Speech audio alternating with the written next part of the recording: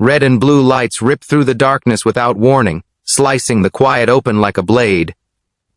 The sound comes next, sharp and commanding, bouncing off empty streets and glass windows. In a place meant for quick stops and quiet exits, the night suddenly demands attention. The gas station sits alone under buzzing lights that flicker like tired eyes refusing to close. It's late, the kind of late where the world feels paused. The air is thick with the smell of fuel and warm pavement mixed with the faint sweetness of cheap coffee inside. A few cars roll through slowly, not stopping, just passing by like witnesses who don't want to be involved. In the middle of it all stands a black man beside his car, keys still in his hand, receipt folded once, then again, like he hasn't decided where it belongs yet.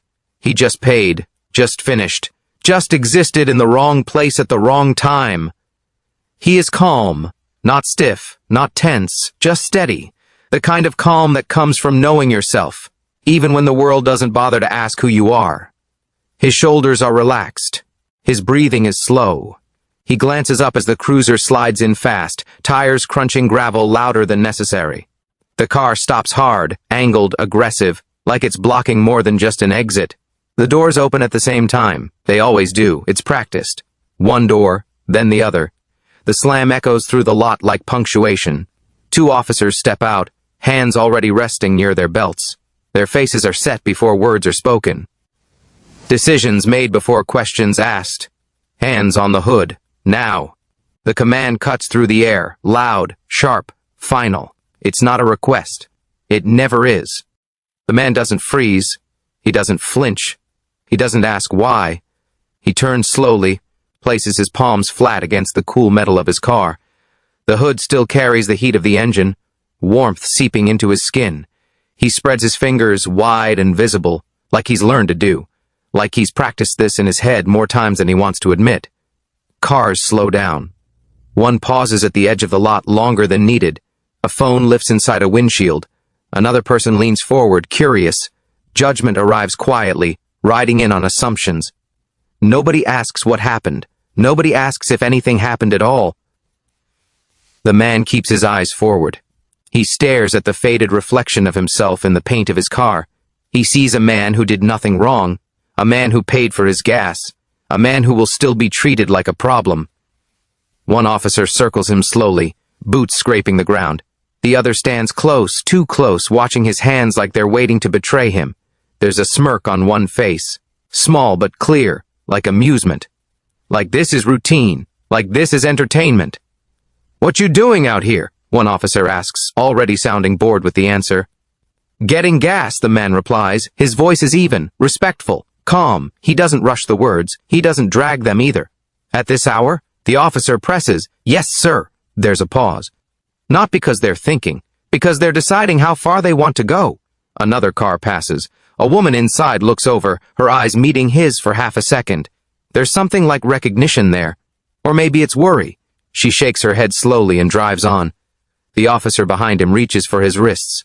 The grip is firm, too firm. Cold metal clicks shut. The cuffs bite just a little more than needed. The man's jaw tightens for a split second, then relaxes. He doesn't pull away. He doesn't protest. "What's this for?" he asks quietly. "Loitering," one officer says, the word tossed out like it explains everything. "I was paying for gas," the man says. "I have the receipt. Suspicious behavior," the other officer adds, like stacking bricks on a weak wall. Suspicious. That word floats heavy in the air. It always does. It doesn't need proof. It doesn't need detail. It just needs someone willing to believe it.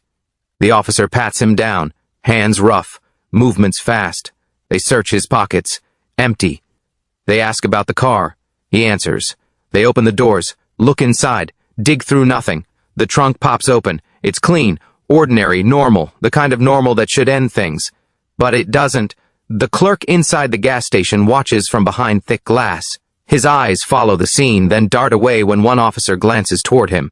He pretends to adjust something near the register. He pretends not to see. "Anything illegal in the car?" one officer asks, already knowing the answer. "No, sir. They keep looking anyway." The lot feels smaller now. The lights feel harsher. The man can feel eyes on his back, on his hands, on the space he takes up just by standing there. He can feel the story forming around him, written by people who won't speak to him but will speak about him later. When they find nothing, there's a beat, a moment where this could end, where they could uncuff him. Apologize, let him go. Instead, one officer steps back and nods toward the cruiser. "You're coming with us. For what?" the man asks. His voice stays level, but something shifts behind his eyes, not fear, not anger. Confusion mixed with a quiet understanding. "You can explain it downtown." The cuffs tighten as they guide him forward. The walk to the car feels longer than it is. Each step heavy, each sound louder. Gravel crunches under his shoes. The night seems to hold its breath. Someone whispers. Someone laughs softly. Someone records. They open the back door. The seat is hard plastic, unforgiving. They push him down and close the door. The sound of it shutting is final, loud, echoing. Inside the cruiser, the world changes. The glass is thick. The sounds are muffled. The lights outside blur into streaks of white and red. The man sits upright, hands cuffed in front of him, resting against his knees. He looks out the window at the gas station lights as they hum and flicker. He watches them like they might say something, like they might explain why this is happening. He isn't angry. Not yet. He isn't afraid.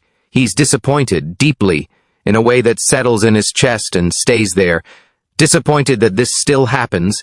Disappointed that calm isn't enough. Disappointed that dignity doesn't protect you from being misunderstood on purpose. The engine starts. The cruiser pulls away. Tires roll over the edge of the lot, leaving behind the smell of fuel and the memory of something wrong that won't be fixed tonight. The gas station returns to quiet. Cars keep moving. The clerk goes back to his routine. The night pretends nothing happened. But inside the cruiser, the man's thoughts move slowly. He thinks about how fast things changed, how quickly a simple stop turned into a spectacle. He thinks about the looks, the phones, the word suspicious hanging in the air like a verdict. He leans his head back against the seat and closes his eyes for a moment. Not to escape, to steady himself. He breathes in. He breathes out. He reminds himself who he is, where he's going, what he knows. Up front, the officers talk quietly. Laughter slips through. A comment about paperwork. A joke about overtime. This arrest means nothing to them. It's a story they'll forget by morning. They don't know his name beyond what's on his ID. They don't know his work, his history, his patience. They don't know the weight he carries or the discipline it takes to remain calm when everything tells you to break. The cruiser turns down a dark road. Streetlights flash by like slow blinks. The city feels distant now, separated by glass and power and assumption. What the officers don't know, what the people at the gas station don't know, what the night itself doesn't know, is that this moment is already moving towards something else. Something heavier, something quieter, something that will make this night impossible to forget. Because the man in the back seat isn't just a body in cuffs. He isn't just a charge waiting to be written. He is a man with a future already in motion. A man whose silence is not weakness. A man whose calm is not surrender. The cruiser disappears into the dark, carrying laughter in the front seat and dignity in the back. The city keeps breathing, time keeps moving, and somewhere between this gas station and tomorrow morning, the balance of power begins to shift, slow and unseen, like the first crack in concrete before it breaks. The station feels colder than the street, even though the air hasn't changed. It's the kind of cold that doesn't come from temperature, but from power settling into a room and daring anyone to question it. The doors close behind them with a dull thud, sealing the night outside and locking the man into a space where time moves slower and respect feels optional. Inside, the mood shifts fast. Out there, they were loud and sharp, all commands and flashing lights. In here, they loosen up. Shoulders drop. Voices rise. Authority turns into arrogance the moment no one is watching.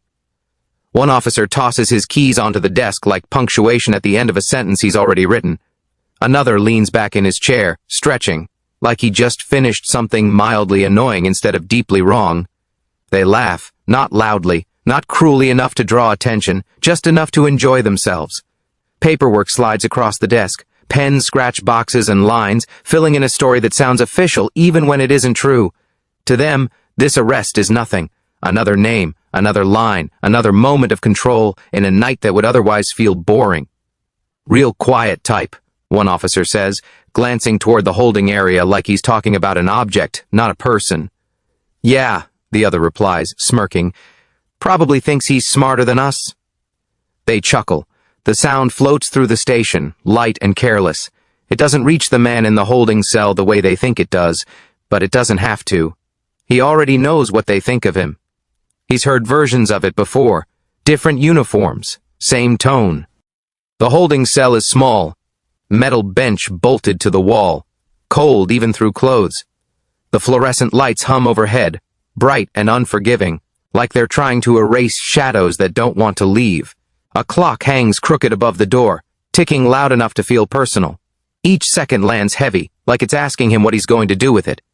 He sits alone, hands free now, but not really. His wrists still remember the cuffs. His shoulders still carry the weight of being handled instead of spoken to. He leans forward slightly, elbows on his knees, fingers loosely interlaced. His breathing is slow, controlled, intentional. He could make a call. The thought passes through his mind like a door he chooses not to open yet, not because he can't, because he doesn't need to. Not now. There's a kind of power in waiting, in watching people reveal who they are when they think you don't matter. So instead of reaching for the phone, he breathes, in through his nose, out through his mouth. He listens, to the hum of the lights, to the scrape of chairs, to the low murmur of voices on the other side of the bars. He observes. He always has. He's seen this before. Not this room exactly, but this pattern. Authority unchecked. Power mistaken for truth. Men in uniform confusing control with justice. It's a familiar rhythm, and that familiarity steadies him instead of shaking him. Hours stretch. The night drags its feet.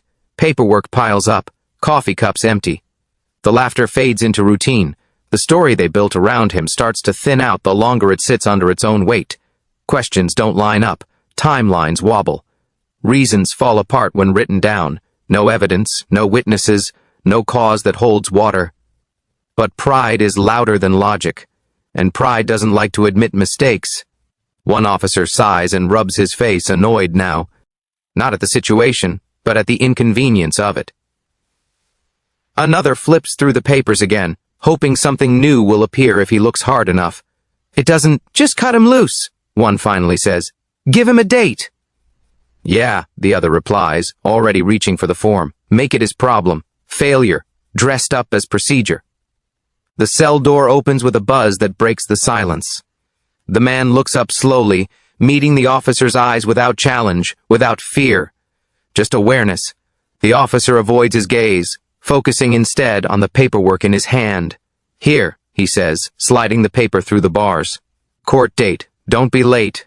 The words are sharp, meant to sting, meant to remind him who they think is in charge. The man takes the paper, reads it once, folds it neatly. Then he looks up and nods. I won't, he says. 2 simple words. Calm, steady, no emotion attached. The officers don't notice the weight behind them. They don't hear the certainty. They think it's compliance. They think it's submission. They think it's over. The man steps out of the station just as the sky begins to soften. Dawn creeps in slow, pale, and quiet, like it's trying not to wake the city too fast. The air feels different now. Cooler, cleaner. He inhales deeply, grounding himself in it. The street is mostly empty. A few early cars pass by. Life continues, unaware of what almost happened inside those walls. He walks away without looking back. Morning comes fast for the officers. They grab coffee from a place near the station, still in uniform, still riding the comfort of routine.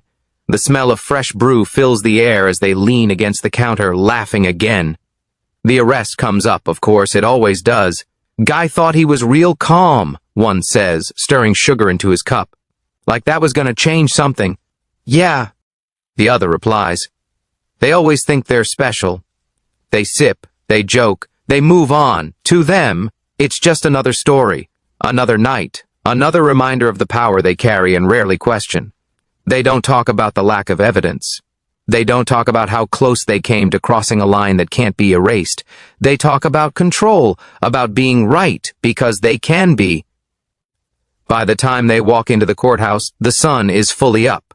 The building stands tall and solid, stone and glass catching the morning light. It looks official, important, like truth lives inside it. Their uniforms are crisp, badges polished, steps confident. They nod at familiar faces, exchange greetings. This place feels like home to them, a place where they belong. They don't expect anything different when they reach the courtroom. Just another hearing, another box to check, another moment where their word carries weight. They're relaxed, casual. One adjusts his belt, the other checks his phone. Then they see the name on the door. It's subtle at first, just letters on a plaque, but something about it slows them down. Makes one officer squint, makes the other stop mid-step. "That's him," one says quietly, doubt creeping into his voice. The hallway feels quieter suddenly. The buzz of conversation fades. The shuffle of footsteps slows. Something shifts in the air, heavy and electric. They step inside. The room falls silent in a way that can't be forced. Conversations die on their own. Heads turn. Chairs creak as people adjust, sensing something they can't quite name yet. The door behind them closes, and then they see him. The man from the gas station walks in from the side door, calm as ever, same posture, same steady presence. But everything else is different. He's not in street clothes, he's not standing where they left him. He's wearing a robe, black, heavy, draped over his shoulders, like it belongs there. The room holds its breath. The officers stand frozen, confusion spreading across their faces, then something darker, recognition, realization, fear. The man doesn't look at them right away. He moves with purpose, measured and unhurried.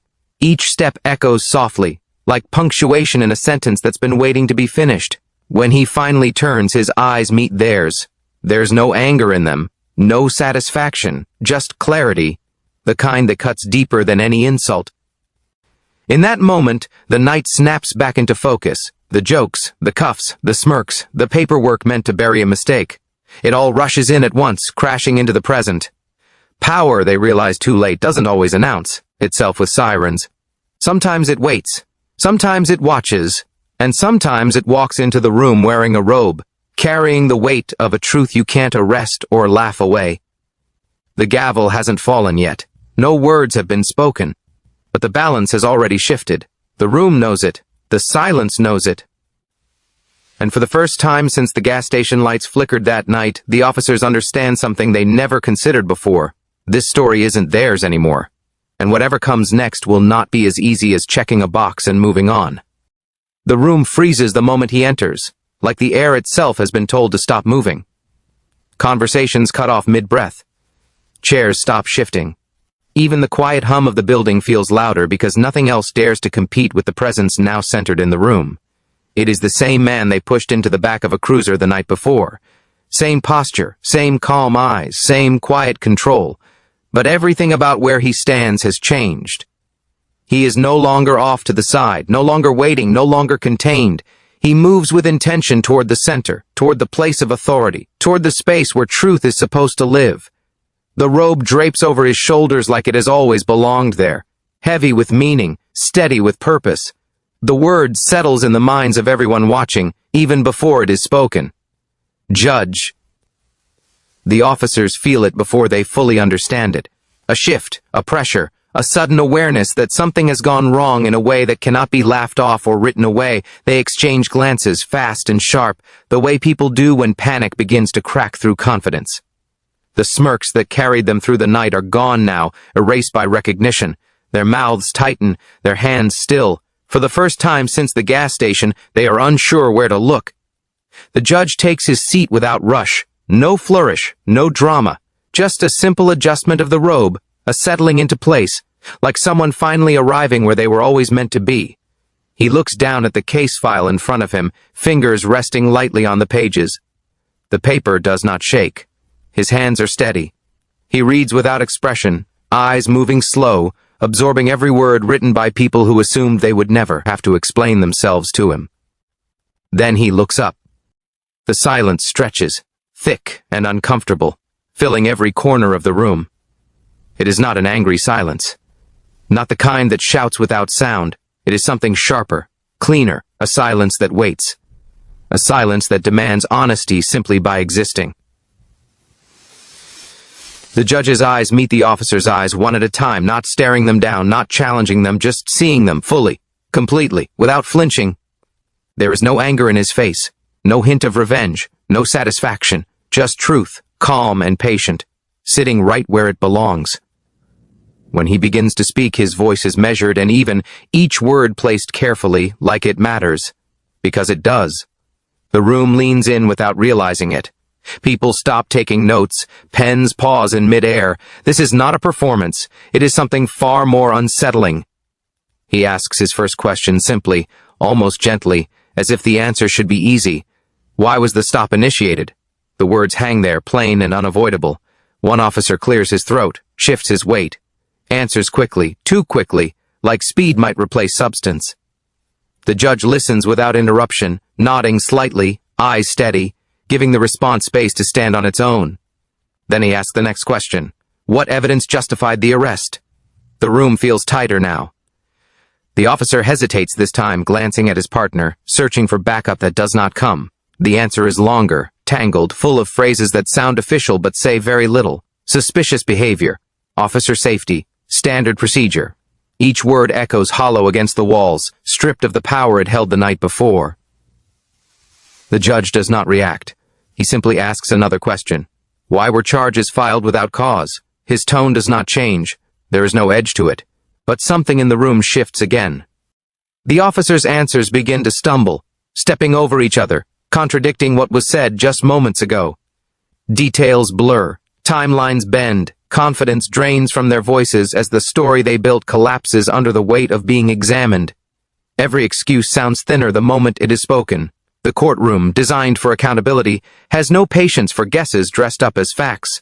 The judge listens to it all, allowing the truth to unravel itself without help. He does not interrupt. He does not challenge. He simply waits, and in that waiting, the gaps become impossible to ignore.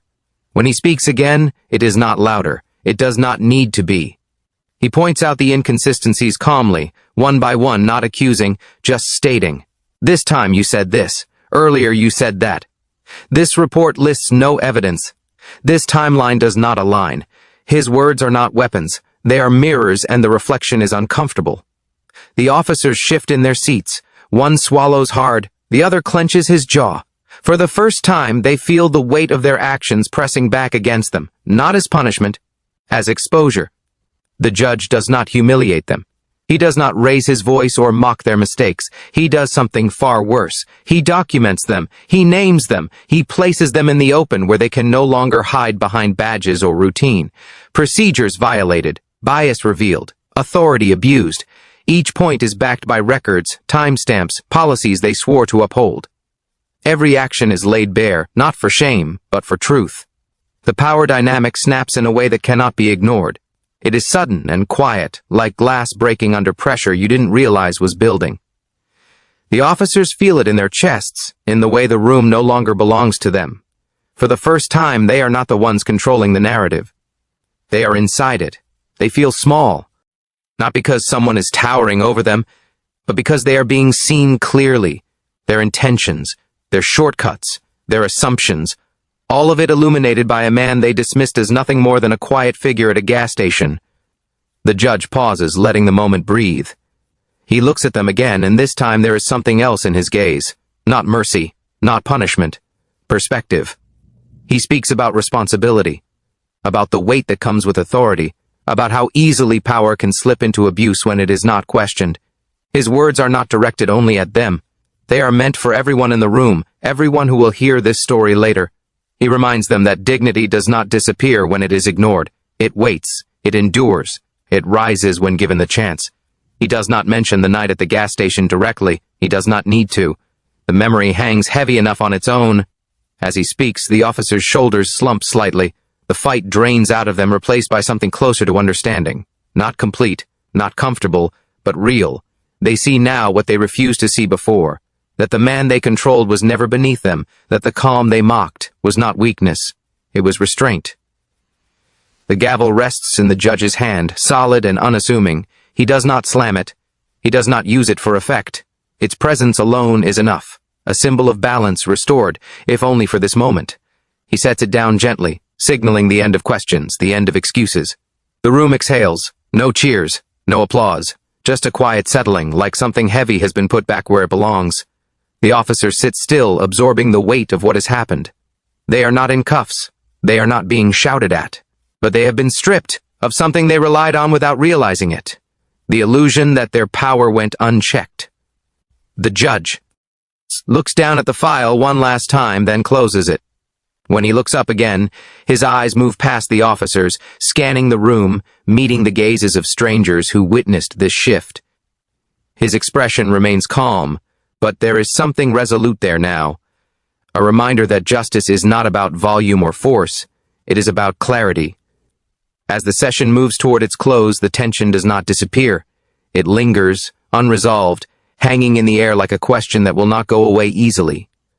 The officers know this moment will follow them, in reports, in conversations, in quiet thoughts they cannot silence.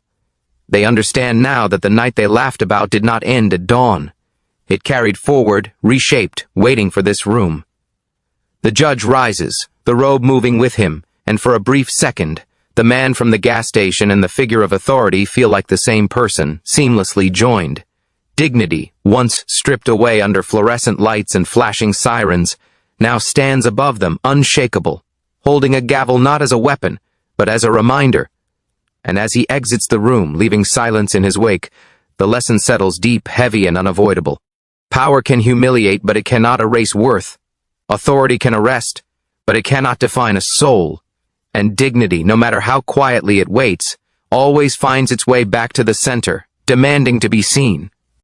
The ruling lands without drama, without noise, without the sharp crack people expect when justice arrives. It is firm, clean, unavoidable. The words move through the room steady and controlled, each sentence placed exactly where it belongs. Charges dismissed. Conduct reviewed. Internal affairs notified. The language is simple, official, impossible to twist. It does not shout. It does not threaten. It simply states what is now true. The officers stand there, shoulders tight, eyes forward, waiting for the feeling they thought would come next. Anger, shame, humiliation, something loud, something explosive. But none of that arrives. The ruling, as heavy as it is not the moment that breaks them. Not yet. That moment comes after. The judge pauses. It is a small pause, almost easy to miss, but the room feels it immediately. Breath catches, pens stop moving, even the walls seem to lean in. This pause is not for effect, it is for intention. The judge lifts his eyes from the bench and looks directly at the officers, not past them, not around them, at them, fully, without armor. I was calm last night, he says. His voice is low, even, honest. Not because I was weak, he continues, letting the words settle before finishing the thought, but because I knew who I was, even when you didn't. The sentence lands deeper than any punishment ever could. The room breathes again, slow and collective, like people just realized they had been holding air in their lungs without knowing it. No one moves, no one interrupts. This is not testimony. This is truth, spoken without heat, without need for approval. The judge does not raise his voice. He does not explain himself further. He doesn't need to. The message is clear in the stillness. Calm is not surrender. Silence is not ignorance. Dignity does not require permission to exist. He reminds them not with a lecture but with presence. That power is temporary. Uniforms come off. Titles fade. The badge that feels heavy today will one day sit forgotten in a drawer. The robe too will be hung up eventually. None of it lasts. What remains is character. How you treat people when you think no one is watching. How you speak when your authority is unquestioned. How you choose restraint when force would be easier. There is no anger in his reminder. No bitterness. Just clarity. The kind that doesn't accuse but still cuts straight through defense. The officers feel it settle in their chests. Not like a blow, like weight. The weight of being seen clearly, without excuses, without the comfort of rank or routine to hide behind. They are not being yelled at. They are not being embarrassed. But they are exposed to themselves, and that is far more uncomfortable. One officer swallows hard. The other lowers his eyes, not in shame exactly, but in reflection. They think back to the night before. The jokes, the cuffs, the smirk. The way they decided who that man was before he ever spoke. They realize now how thin their confidence really was, how much of it depended on someone else being smaller. The judge does not linger on the moment. He does not press them further. He lets the silence do its work. Then, with a simple nod, he signals that the matter is complete, not because it no longer matters, but because it has been fully addressed. The officers leave the courtroom changed in a way they don't yet have words for. They are not angry. They are not defeated. They are quiet, thoughtful, unsteady. The kind of unsteady that comes when something you believed about yourself cracks and you are not sure what fills the space yet. Outside, the morning light is bright and honest. It spills across the steps of the courthouse, washing the stone in gold. The city hums the same way it always does. Cars pass. People walk by with coffee cups and tired eyes. Life continues, unaware of the shift that just took place inside those walls. The judge steps out into that light alone. The same city, the same streets, the same air moving through familiar spaces. But the weight is different now, not heavier, clearer.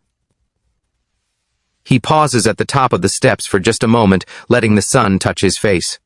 The robe moves slightly in the breeze. He takes it in, not as a victory, not as a moment of pride, but as a reminder of where he came from, of what he carries, of how easily this could have gone another way if dignity had not been held steady through humiliation.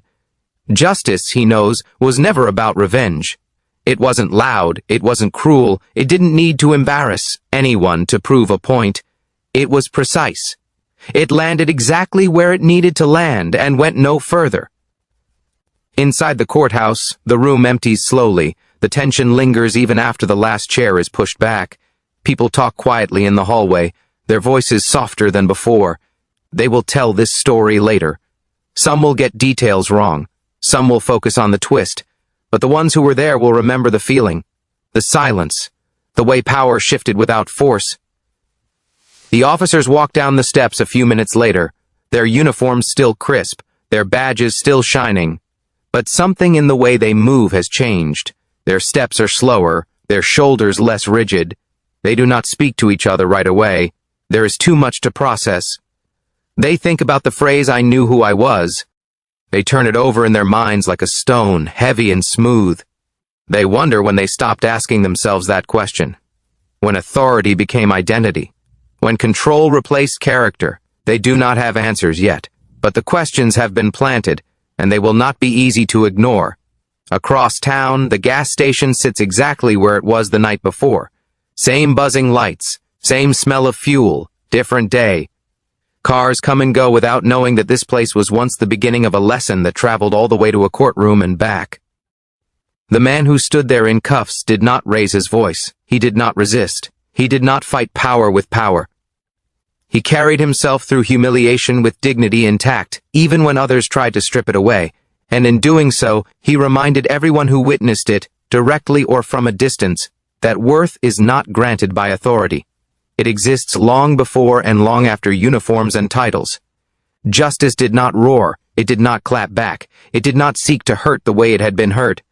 It simply told the truth, and the truth, when spoken clearly and calmly, has a way of rearranging rooms, hearts, and histories. The lesson lingers long after the courthouse, doors close, and the steps empty out. It lingers in the way people look at each other a second longer before judging. In the way silence is reconsidered, in the way calm is redefined. Never confuse silence with submission. Never mistake authority for righteousness. And never judge a man's worth by the moment you think you control him. Because dignity, when tested, does not disappear. It waits, it endures. And when the moment comes, it always finds its way back to power.